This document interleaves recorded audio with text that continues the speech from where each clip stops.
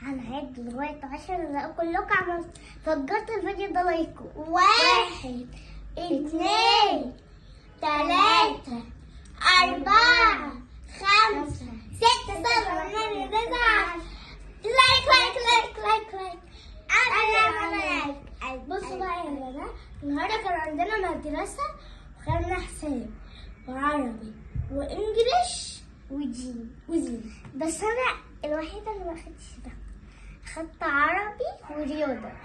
وبقى يا جماعة النهارده عندنا واجب بالكون، ولما رجعنا من المدرسة طبعا واجب الدرس واجب المدرسة. أول ما رجعنا من المدرسة كنا عايزين ننام، اتفاجئنا قلنا يا لهوي احنا عايزين نعمل فيديو انا وكوك.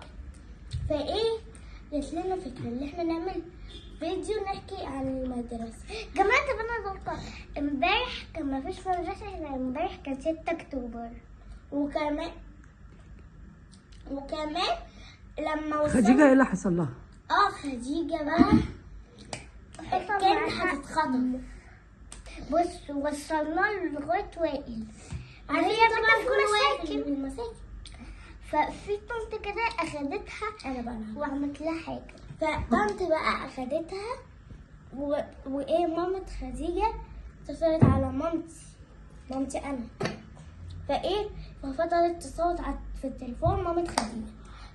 مامة خديجة لبست ونزلت بتدور على خديجة، لقيتها فين؟ مع الست على اول الشارع.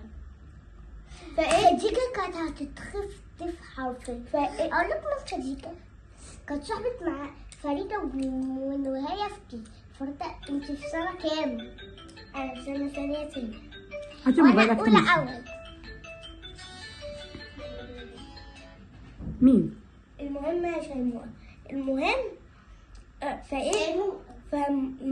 مامة خديجة ضربت الست دي كان علقة محترمة. خديجة دي بتبقى مع فريدة من وهي في كيجي، فريدة دلوقتي في التانية واحنا بقى خديجة في التانية. ولما رحنا المدرسة انا وخديجة. طب يلا عشان هتلعبوا طب ورقة مقص، واللي هيكسب هينزل معايا لان انا اصلا نازله. يلا ابدأوا.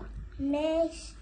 طوبة ورقة مقص، طوبة ورقة مقص، يا ترى مين هيجي؟ طوبة ورقة مقص، طوبة ورقة مقص.